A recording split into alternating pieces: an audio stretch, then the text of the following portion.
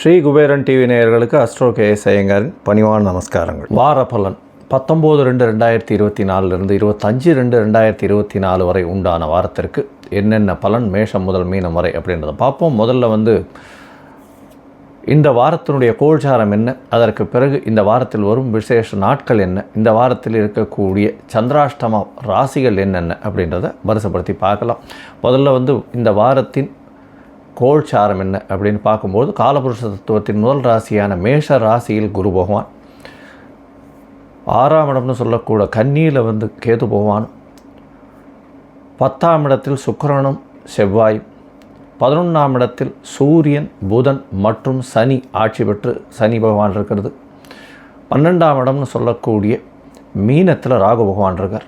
இந்த வாரத்தில் அதிவேகமாக செல்லக்கூடிய கிரகம் அப்படின்னு சொல்கிற சந்திர பகவான் இந்த வாரத்தில் மிதுன ராசியில், அதாவது மிருகசீரிஷ நட்சத்திரம் 3ஆம் பாதத்தில் ஆரம்பித்து சிம்ம ராசி உத்தர நட்சத்திரம் வரலும் போகிறார். இந்த வாரத்தில் பார்த்தேனால் பல மாற்றங்கள் நிகழப்போகிறது.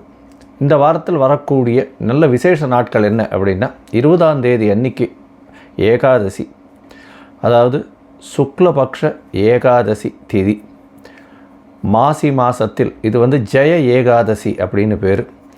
இந்த ஏகாதசியின் விசேஷம் என்ன அப்படின்னா, சில பேருக்கு இந்த பூர்வ புண்ணியஸ்தானம் மூதாதையர்களுக்கு செய்ய வேண்டிய கர்மாக்கள் மூலியமாக சில சாபங்களோ பாவங்களோ வந்திருக்கக்கூடும். அது எல்லாம் விமோசனம் ஆகக்கூடிய ஒரு ஏகாதசி. அது பொதுவாகவே வைணவர்களுக்கு மிகவும் ஏற்றம். இந்த ஏகாதசி நாளில் முழு நாளும் உபவாசம் இருக்கிறது பெரிய விசேஷம். இந்த ஏகாதசியை கடைபிடிக்கிறதன் மூலியமாக மூதாதையர்கள் சாபம் நீங்கும். அதை தவிர பிரம்மஹத்தி தோஷம் நீங்கும் அப்படின்ற விசேஷங்கள்லாம் சொல்லியிருக்கு. இதன் பெயர் ஜெய ஏகாதசி அப்படின்னு பேர். 21ஆம் தேதி இந்த மாதத்தில் 21/2/2024 அன்றைக்கி பிரதோஷ காலம்னு சொல்லும் பொழுதே சாயந்தரம் 5:45 6:15 வரலும் அந்த ஆர்த்தி காட்டக்கூடிய நேரம் பிரதோஷ காலம். பிரதோஷத்தில் விரதம் இருந்து பிரதோஷ கால பூஜை முடிச்சுட்டு போய் சாப்பிட்றது விசேஷம். இந்த பிரதோஷத்துக்கு வேண்டின்னு பண்ணக்கூடிய காரியங்கள் அனைத்தும் வெற்றி பெறும் அப்படின்னு சொல்லக்கூடியது. சிவன் கோயில்கள் அனைத்திலும் பெரிய விசேஷமாக நடத்தக்கூடிய ஒரு விஷயம் இந்த பிரதோஷ காலம். இந்த வாரத்தில் பார்த்தேன்னா மாசி பௌர்ணமி நாள், அது மாசி மகம் வருது. இது 24ஆம் தேதி மாசி மகம் இந்த மாதம் வரக்கூடியது. பௌர்ணமி யோகம் அப்படின்றது எந்த ஜாதகத்திலுமே ரொம்ப விசேஷமான ஒரு விஷயம். அதாவது சூரியனும் சந்திரனும் 180 பாகைகளில் இருக்கும் பொழுது அதீத சுபத்துவம் அடையக்கூடிய காலகட்டம். இந்த காலகட்டத்தில் பிறக்கக்கூடிய குழந்தைகள் ஒரு பெரிய ஏற்றத்தில் இருக்கும். அவர்கள் குடும்பத்திலேயே ஒரு பெரிய ஏற்றத்தை கொடுக்கக்கூடிய ஏதாவது ஒரு பெரிய விஷயம், எந்த ஒரு விஷயத்திலும் விற்பனராக வரக்கூடிய வாய்ப்புகள் மிகவும் அதிகம். பௌர்ணமி யோகத்தை பொறுத்தவரையும் பெரிய ஏற்றமான விஷயங்களை சொல்லக்கூடியது. அதீத சுபத்துவம் அடையக்கூடியது சந்திர பகவான். அதன் மூலியமாக நல்ல ஒரு ஏற்றம் கிடைக்கும். அதிக ஒளி கிடைக்கிறதுனால நல்ல ஒரு ஏற்றம் கிடைக்கும். அவர் இருக்கும் இடத்தை வைத்து பெரிய ஏற்றம், அதாவது பிறந்தக்கூடிய குழந்தையின் லக்னத்திலிருந்து அவர் இருக்கக்கூடிய இடம் பெரிய ஏற்றத்தை கொடுக்கக்கூடியதாக இருக்கும். பொதுவாகவே இந்த மாசி மகம் அப்படின்றது ரொம்ப பெரிய விசேஷம். மாசி மாதத்தில் வரக்கூடிய மக நட்சத்திரம் குரு பகவானும் சேர்ந்திருந்தால் மகாமகம்னு சொல்லக்கூடியது 12 வருஷத்துக்கு ஒரு தரம் வர்றது. இப்போ மாசி மகம், ஏன்னா மாசி மாதம்னு சொல்லும் பொழுது கும்ப மாதத்துக்கு கும்பத்துக்கு சம சப்தமத்தில் சந்திர பகவான் வரார். மக நட்சத்திரத்தில் வரும்போது இந்த மாசி மக பௌர்ணமி வருது. இது ஒரு பெரிய விசேஷமான நாள். இந்த வாரத்தில் பார்த்தேனால் எந்தெந்த ராசிக்காரர்களுக்கு சந்திராஷ்டமம்னு பார்த்தோமேனால், விருச்சிகம், தனுசு மற்றும் மகரம், இந்த 3 ராசிக்காரர்களுக்கு சந்திராஷ்டம காலம். சந்திராஷ்டம காலம்னா உங்களுடைய பிறந்த ராசியிலிருந்து 8ஆம் இடத்தில் சந்திர பகவான் மறையும் பொழுது சந்திராஷ்டம காலம்ன்றது சொல்கிறோம். உடல் நலத்தில் சற்று தொய்வு ஏற்படும், மனக்கலக்கங்கள் வரும், ஸ்ட்ரெஸ்ஸு கொஞ்சம் அதிகமாக இருக்கும். ஏன்னா சந்திர பகவான் மதிகாரகன். அவர் மறைந்து இருக்கக்கூடிய காலகட்டத்தில் மயங்கக்கூடுன்றதுனால புதிய முயற்சிகள் வேண்டாம், வெளியூர் வெளிமாநில பிரயாணங்கள் வேண்டாம்னு சொல்கிறோம். ஒருவேளை பண்ண வேண்டிய கட்டாயத்தில் இருந்தீர்களானால் அருகில் இருக்கக்கூடிய இந்த சிவன் கோவில்லையோ இல்லை விநாயகர் கோவில்லையோ அல்லிப்பூ, வெள்ளை அரளி இதெல்லாம் வாங்கி கொண்டு போய் கொடுத்துட்டு வர்றதன் மூலியமாக சந்திராஷ்டமத்தின் தாக்கம் குறையும் அப்படின்றத சொல்கிறோம். சரி, இந்த வாரம் மேஷம் முதல் மீனம் வரை எப்படி இருக்குது அப்படின்றத பார்ப்போம். அதாவது 19/2/2024 25/2/2024 வரை உண்டான காலத்தில் உங்களுக்கு என்ன காண்டாக்ட் பண்ணணும், அதாவது அஸ்ட்ராலாஜிக்கல் கன்சல்ட் தேவைப்படுமாயின் என்னுடைய மொபைல் நம்பர் ஸ்க்ராலிங்கில் போயின்னு இருக்கு.